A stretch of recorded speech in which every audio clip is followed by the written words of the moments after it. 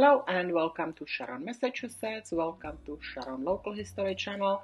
In this video, I would like to tell you basically the large timeline of Sharon and its history and basically how it was settled and the name that followed. There were few changes.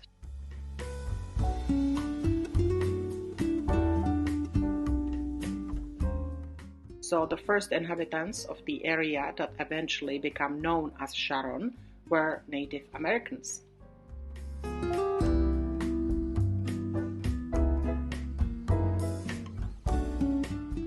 In 1637, the Dorchester proprietors had opened up the new grant, encouraging many Dorchester residents to settle south of Blue Hills.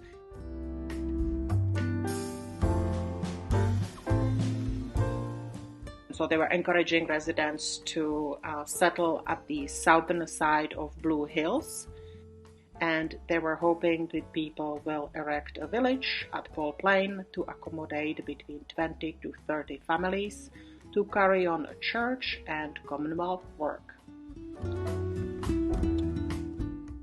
In 1657, the first house, or structure rather, was known as Wayman's Ordinary.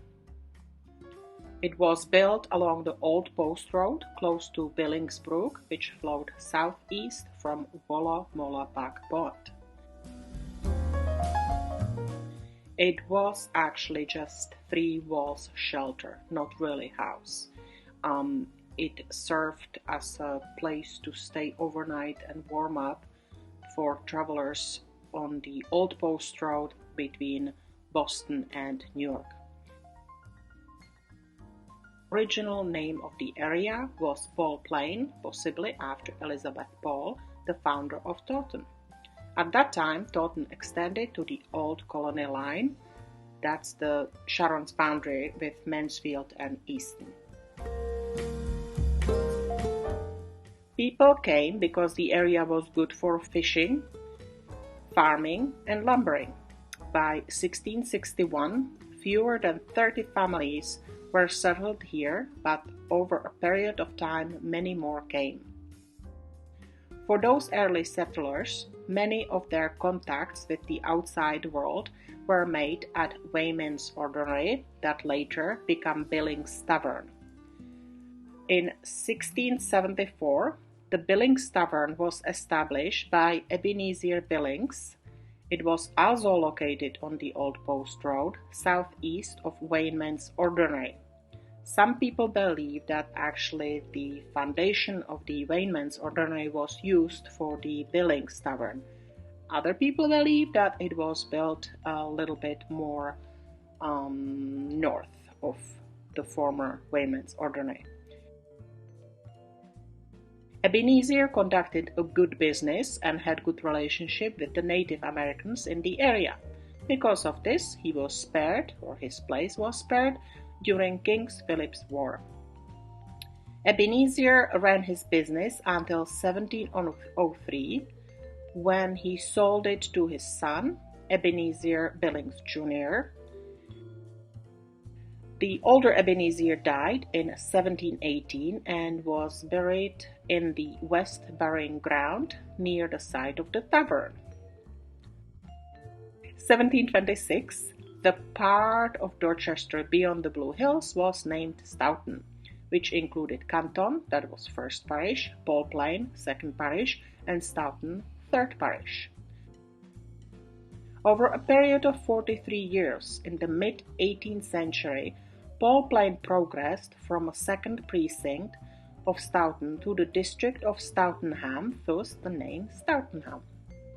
In 1739, the inhabitants petitioned the governor to allow them to set off as a separate town or precinct because it was too far to go to the nearest church. That was First Parish Canton in the first precinct. It was roughly 6 miles. Petition was granted, and thus the first parish congregational in the second precinct of Stoughton was organized on May 1740, with the very first meeting of the second precinct held on June 18, 1740. In 1765, a committee was appointed to present a petition to the General Court asking that the second precinct of Stoughton be made a separate town or district. The committee emphasized the service of many men from the second precinct who served in the French and Indian War as an argument that the petition be granted. On June 21, 1765, the town was incorporated as the district of Stoughtonham. The inhabitants of the second precinct in Stoughton had been having difficulties in being able to get to the place where the town meetings were being held.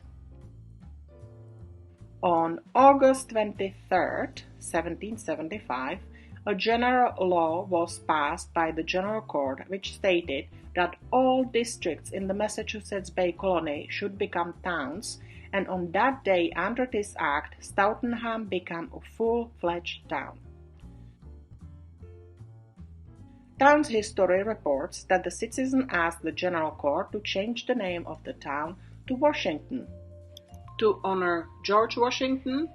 However, this petition was not granted because there was already a town called Washington in Massachusetts, in Berkshires. Sharon was basically very wide fields along what is now Wallowa Park and Ward's Farm, so people decided to take the reference from the Bible about the land of milk and honey, the promised land, the plains of Sharon.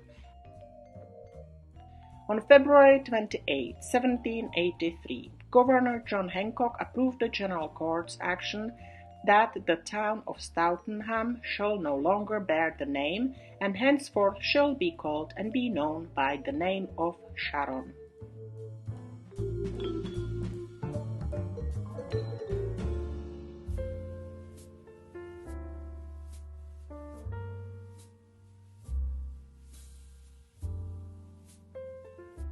Around 1835, the viaduct in Canton was constructed, enabling the railroad to provide service between Boston and Providence.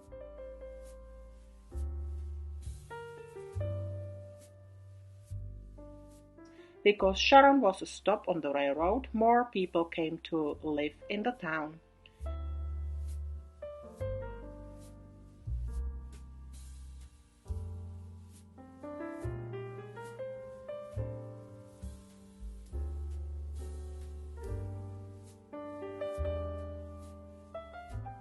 Sharon was advertised as a healthy town because of its clean air and crystal clear water.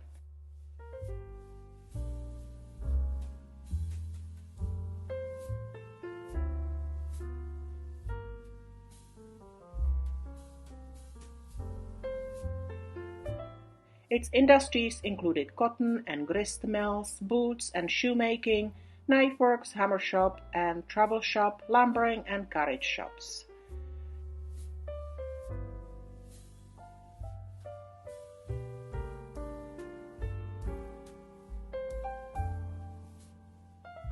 Due to town's greatest asset, Lake Massapequa, Sharon became a resort town with many inns, hotels, and boarding houses.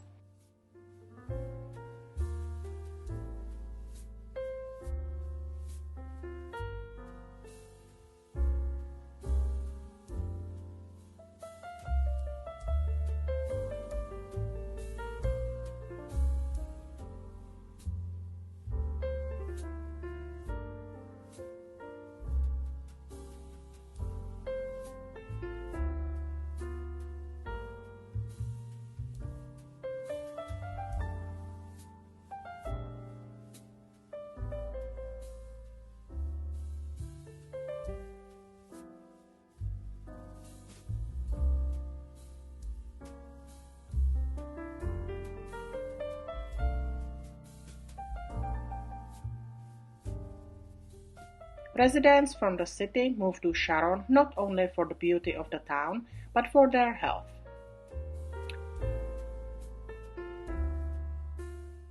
Following World War I, many new homes were built, industries declined, and population grew to about 3,000 by the 1930s.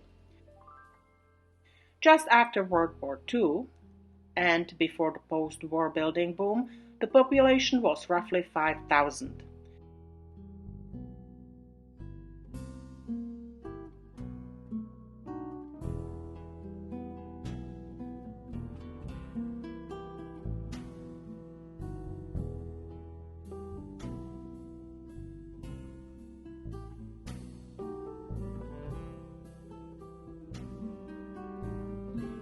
So the small town of Sharon grew over the years. On the 2020 census, the population was 18,575. We just have some light industry and commercial development. These are mostly restricted to the outside perimeters of the town. We have small center of town with a few restaurants and little businesses. We do have brand new incredible town hall as well as police station and a fire station. We call it a safety building.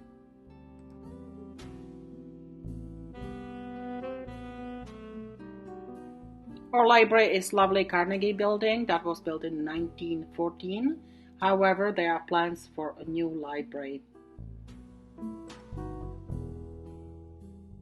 We do have very good education in our town. We have 5 schools, 3 elementary schools, 1 middle school, and 1 new high school. There are over 6,000 households in Sharon. The houses themselves are very different styles, from antique homes, small caves, to modern houses.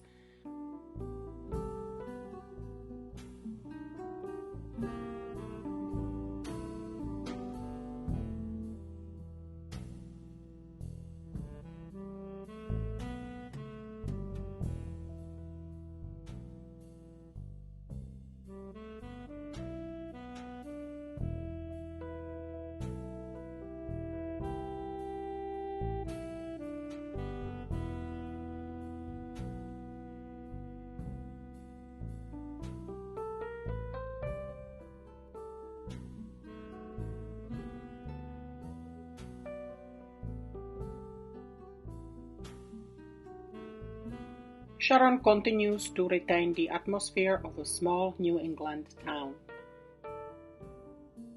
We do have lots of conservation land, and Friends of Conservation of Sharon, they do upkeep many trails. Basically, we have tons and tons of trails all over town. They are well marked, and Sharon Friends of Conservation take great care of them.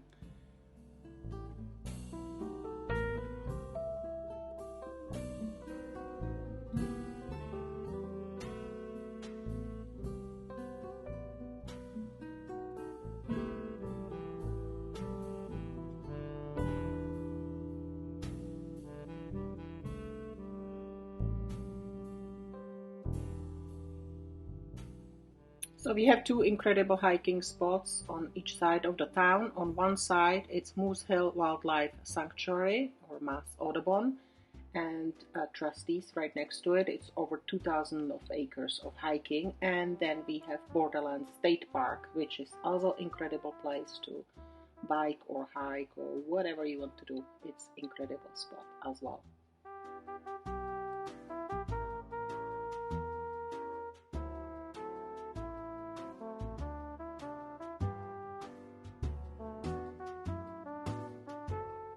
And this is our pride and joy. This is Lake Massachusetts, which is almost 400 acres. It is natural stream and spring-fed lake.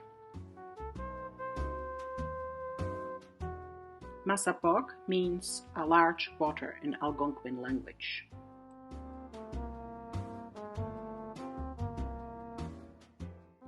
So thank you for watching this video. I hope you learned something about the foundation of our town. Thank you for watching Sharon Local History.